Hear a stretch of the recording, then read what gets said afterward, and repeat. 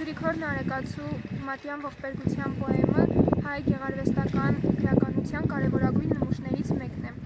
Պոեմը բաղկացած է 95 գլխից։ Մեզ հայտնի չէ, թե որքան ժամանակահատվածում է գրվել պոեմը, սակայն հայտնի է, որ Գրիգոր Նարեկացին այն ավարտին է հասցրել մահվանից մոտ 1 տարի առաջ, 1002 թվականին։ Պոեմը գրաբարից աշխարհաբարի է վերածել Մկրտիչ Խերանյանը, իսկ 1970 թվականին Վազգեն Գևորգյանը, ով ԵՊՀ դասախոս էր, հայ գրականագետ, պրոֆեսոր, ինչպես նաև թարգմանիչ, կատարել է պոեմի ծաղկաքաղից տարբեր թարգմանություններ, իսկ 1979 թվականին թարգմանել է պոեմը ամբողջությամբ, ինչպես նաև տաղեր։ Գրիգոր Նարեկացին առաջինն է, ով օգտագործել է բաղաձայնույթը ոտանավորի տեմբրը պահելու համար։ Նարեկացին, որպես երաժիշտ, նոր շունչ ու կյանք է հաղորդում հայ միջնադարյան մասնագիտացված երգարվեստին։ Հատկապես իր տաղերի շարքում հաղթահարված են համարվում հին ութ ձայնի դրությանը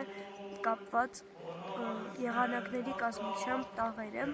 որոնք տվյալ ժամանակաշրջանում համարվում են քարացած ձևեր։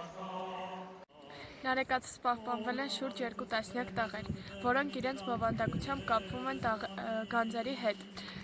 Նարեկացին Վարդի և Շուշանի ծաղիկների տեսքով ստեղծել է Քրիստոսի պայծառակերպության դրվագը։ Մարդկային ծնունդներից ոչ ոք իր չափ մեղավոր չի եղել, որովհետև չի կարողացել մտքի երիվարը բանականության սանձով կանգնեցնել։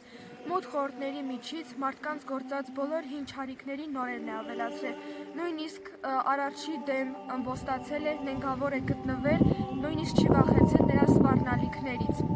Կործանվելու սարսափներին հաճախ հաջորդում է փրկվելու հույսը կապված մեղքերի խոստովանության հետ։ Մատյան ողբերգության ընթացքը, որը լի էր հույզերով և դրամատիկ դրություններով, ավարտվում է լավատեսության հաղթանակով։ Ինչպես բոլոր միստիկները, այնպես էլ միստիկ Գրիգոր Նարեկացին